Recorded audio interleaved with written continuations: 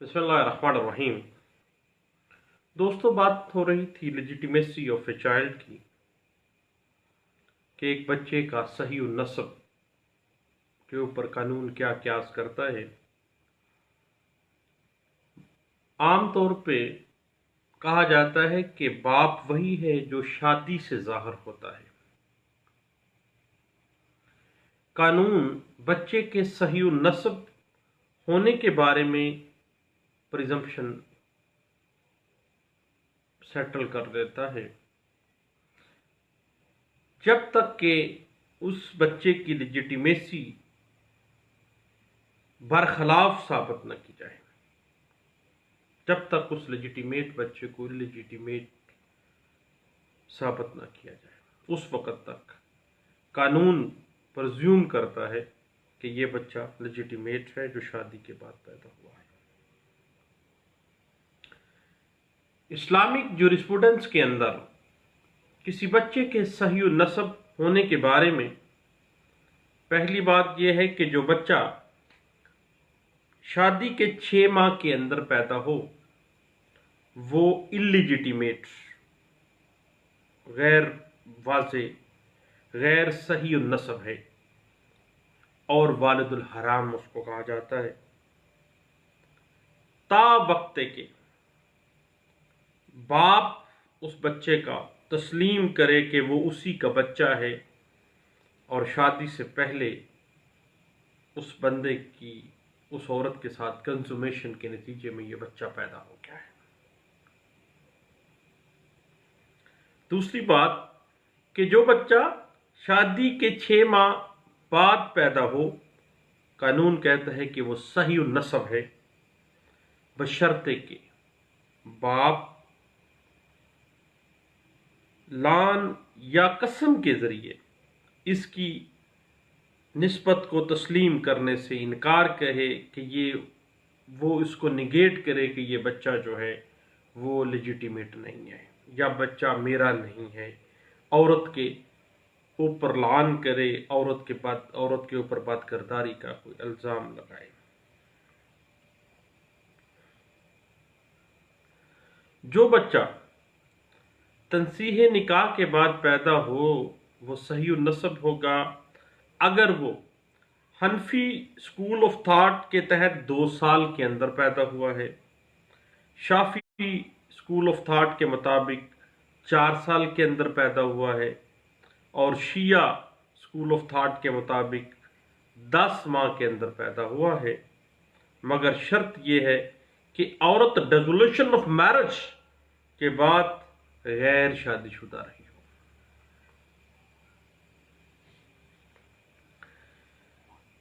Hanafi school of thought के तहत हमल और पैदाइश के दरमियान कम अज कम जो मुद्दत है वो 6 माह है।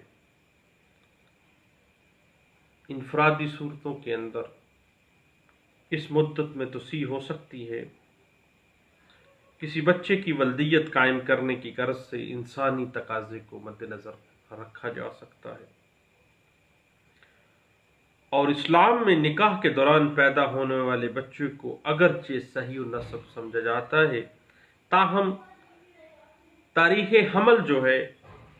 उसको भी देखा जाता है। इसलिए जो बच्चा निकाह के 6 माह के बाद पैदा होता है उसको सही नस्ब यानी लेजिटिमेट चाइल्ड कहा जाता है और उसको लेजिटिमेट चाइल्ड समझा जाता है। मगर 6 माह से पहले पैदा होने वाला बच्चा लेजिटिमेसी के ऊपर उसको क्यास नहीं किया जा सकता, क्योंकि बच्चे की पैदाइश कम अज़ कम 6 कमरी माह के बाद मुमकिन होती है। अल्लाह का ये असूल है, अल्लाह का ये कानून है, फितरत का असूल है। और 6 माह के बाद बच्चे की पैदाइश जो है वो सही नस्बी के लिए क्यास के लिए सामने आ जाती है, बशर्ते के बाप औरत पे बदकारी का इल्ज़ाम लगाए या कसम उठाकर ये बात कहे कि बच्चा जो है उसके नस्ब से नहीं है। और इस्लाम में मुख्तलिफ स्कूल ऑफ थॉट जो हैं डिसोल्यूशन ऑफ मैरिज की सही नस्बी की मुद्दत जो है वो 2 साल मुकर्रर कर, मुख्तलिफ स्कूल ऑफ थॉट में 2 साल भी है, शाफी 4 साल है, शिया के मुताबिक 10 माह तक है, और यही मुद्दत जो है वो शोहर के फौत हो जाने के बाद है, लेकिन शर्त ये है कि माँ ने दूसरी शादी ना की हो और डिसोल्यूशन ऑफ मैरिज के बाद 2 साल के अंदर किसी सूरत की खलवत सहिया भी ना हुई हो। कानून आमतौर पर औलाद के सही नस्ब होने का कयास करता है, लेकिन जब किसी शख्स का नस्ब क्वेश्चन ऑफ फैक्ट बन जाए, देन इसके नस्ब के तयन के लिए जो बात सामने आएगी वो ये है कि लेजिटिमेसी के खिलाफ शहादत में कंजुमेशन और अज़वाजी जो ताल्लुकात हैं मियाँ और बीवी के, वहाँ तक अदम रसाई की शहादत पेश की जाएगी। और अगर अदालत इस नतीजे पर पहुँचे कि खामद और बीवी को खलवत के ज़राए मयसर थे, देन कानून प्रज्यूम कर लेगा कि ये बच्चा लेजिटिमेट है और मर्द की ये शहादत रद्द कर दी जाएगी कि उस दौरान माँ का और लोगों से भी जिनसी ताल्लुक था, औरत बदकार थी, क्योंकि कानून कतई सूरत बदकारी का जो इल्ज़ाम कोई मर्द लगाता है उसकी तहकीक की इजाज़त नहीं देता है। बहुत से लोगों में से बच्चे का बाप कौन है, लेजिटिमेसी के केसेस में अदालत ये देखती है कि मियाँ बीवी में कंज्यूमेशन जो है, खलवत सहिया मुबाशरत जो है और अज़वाजी ताल्लुकात की रसाई के मौक़े थे या नहीं, और उसी शहादत की बिना पर लेजिटिमेसी का फ़ैसला जो है वो किया जाता है। ताहम अगर मर्द ये साबित कर देता है कि मियाँ और बीवी के दरमियान किसी किस्म का कोई ऐसा ताल्लुक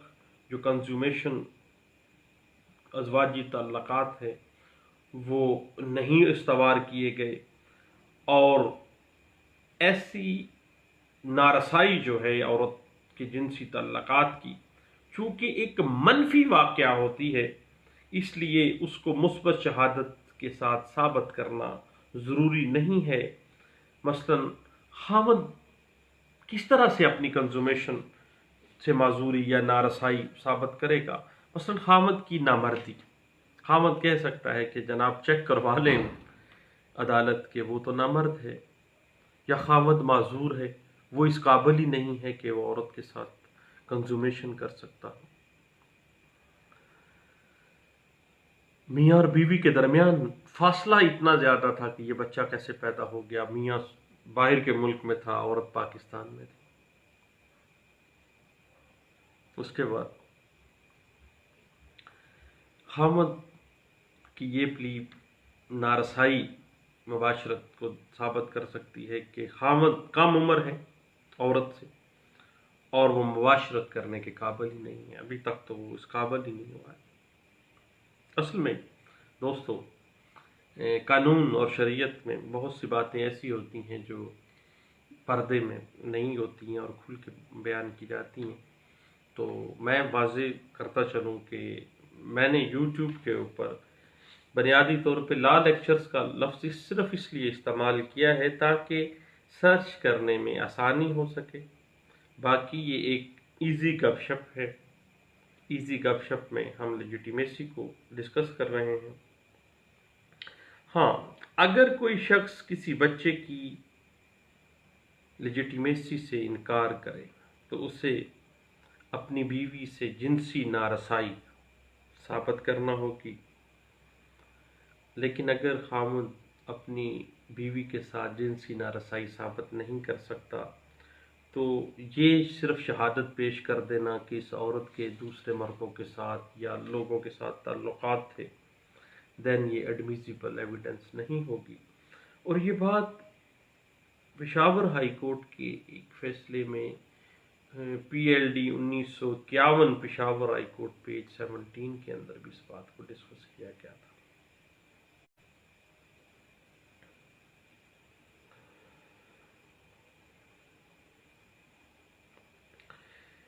मैं एक रिसेंटली केसला पढ़ रहा था اس میں بیوی خاوند کی وفات سے چند روز پہلے اس کے پاس واپس آئی ہے، خاوند کے پاس۔ خاوند جو ہے وہ ڈیتھ بیڈ کے اوپر تھا اور تھوڑے دنوں کے بعد خاوند مر گیا ہے۔ دین عورت کو حمل ہو جاتا ہے اور عورت جو ہے وہ بچہ جنتی ہے۔ اب بات آ جاتی ہے کہ اس مرد کے مرنے کے بعد اسلامی جورسپروڈنس کی مقررہ میعاد کے اندر بچہ پیدا ہوا ہے، دین قرار دیا جا سکتا ہے کہ یہ بچہ صحیح النسب ہے، محض اس وجہ سے کہ خاوند سخت بیمار ہے۔ اس قیاس کی تردید کے لیے کافی شہادت نہیں ہے، کیا پتا وہ بیماری کی حالت میں ہی اس نے کنزومیشن کر لی ہو اپنی بیوی کے ساتھ۔ بیماری میں بھی انسان اپنی بیوی سے مباشرت تو کرنے کے قابل ہوتا ہی ہے، ہلکی پھلکا معاملات تو ہو ہی جاتے ہیں۔ تو وراثت بچانے کے لیے اس عورت کے خاوند کے جو دیگر وارثان تھے، انہوں نے یہ شور مچا دیا کہ ہمارا بھائی یا ہمارا جو بچہ لڑکا تھا وہ تو جناب بیمار تھا، اور بیماری کی حالت میں وہ کس طرح اس نے کنزومیشن کی۔ دیکھیے یہ عورت اور اس مرد کا معاملہ ہے۔ عورت حاملہ ہوئی، چند دن اس کے پاس رہی، اس کی خدمت کے دورانیے میں ان کی کنزومیشن ہو گئی، بچہ پیدا ہو گیا، لیکن اسلام نے جو مدت دی ہے اس مدت کے تحت ہی وہ بچہ اگر پیدا ہوتا ہے، دین اس بچے کو لیجیٹیمیٹ چائلڈ کا ہی درجہ حاصل ہوگا۔ اور یہ کہنا کہ جی خاوند بیمار تھا، یہ کوئی ایسا معاملہ نہیں ہے۔ اس میں اگر تو خاوند نامرد تھا، یہ ثابت ہو گیا ہے، پہلے ہی ثابت ہو گیا ہے، دین تو معاملہ اور تھا۔ جب ویسے بیمار تھا تو کوئی معاملہ ہو سکتا ہے، خواہ ڈیتھ بیڈ پہ بھی تھا، لیکن واللہ اعلم۔ اب ہمیشہ سے لیجیٹیمیسی آف چائلڈ کا جو معاملہ آتا ہے وہ بچے کے والد کے جو نسبت ہے، والد کا جو نسب ہے اس کے متنازع ہونے پر ہوتا ہے۔ ماں کے ساتھ جو نسب ہے وہ کبھی بھی متنازع نہیں ہو سکتا، کیونکہ ماں سے تو وہ بچہ جب پیدا ہو گیا ہے تو وہ مدری نسب جو ہے یا مادری نسب جو ہے وہ تو انڈرسٹوڈ سی بات ہے، وہ کبھی بھی کنٹروورشل نہیں ہو سکتا ہے۔ اب بچے کے نسب کا تعین صرف شادی شدہ جوڑے کی نسبت کیا جاتا ہے، اس لیے اگر کوئی شخص اپنے آپ کو کسی کا ناجائز بیٹا ہونے کا دعویٰ کرے تو اسے یہ رشتہ دوسرے رشتوں کی طرح ثابت کرنا پڑے گا۔ اسی طرح یہ جو آرٹیکل 128 قانون شہادت آرڈر 1984 ہے جو کہ لیجیٹیمیسی آف چائلڈ کو ڈیل کرتا ہے، وہ وائڈ میرجز کے اوپر وہ اپلائی نہیں ہوتا ہے، کیونکہ جو شادی ویسے ہی زنا کے زمرے میں آ رہی ہے، فاسد ہے، باطل ہے، وہ تو شادی ہی نہیں ہے، قانون اس کو نہ شریعت مانتی ہے نہ قانون مانتا ہے، وہ تو والد الحرام کا رشتہ ہے، وہ معاملہ اور ہے۔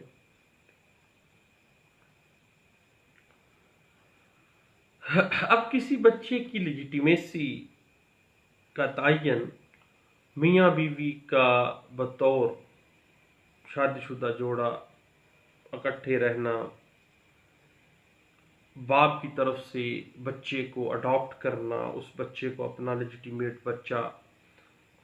ہونے کا دعویٰ کرنا، اور بچے کے ساتھ بچے کے باپ کا رویہ،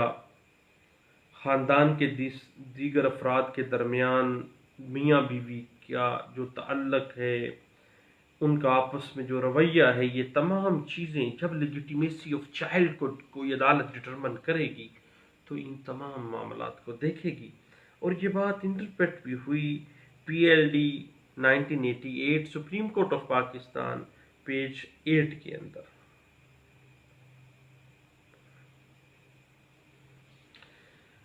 دیکھیے مختلف اسکول آف تھاٹس حمل کا جو زیادہ سے زیادہ دورانیہ ہے اس کے اوپر اختلاف کر رہے ہیں۔ حمل کا چھوٹے سے چھوٹا دورانیہ 6 منتھ کے بعد 6 منتھ تک، جبکہ لمبے سے لمبا دورانیہ 2 سال۔ عمومی طور پر جو دورانیہ ہوتا ہے ایک حمل کا جس میں بچہ جنا جاتا ہے وہ 9 منتھ کا ہے، اور یہ میڈیکل جورسپروڈنس کی روشنی میں ایک کیس لا میں اس کو ڈسکس کیا گیا تھا، اور یہ کیس لا 1987 MLD پیج 172 کے اوپر انٹرپریٹ ہوا تھا۔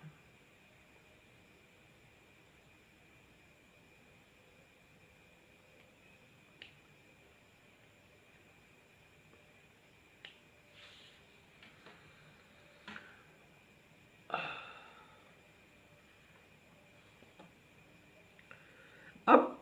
اسلامی فقہ کے جتنے بھی لیجیٹیمیسی سے متعلقہ اصول ہیں ان کی انکلینیشن اور ان کا جھکاؤ جو ہے وہ جائز اولاد ہونے کے بارے میں ہے،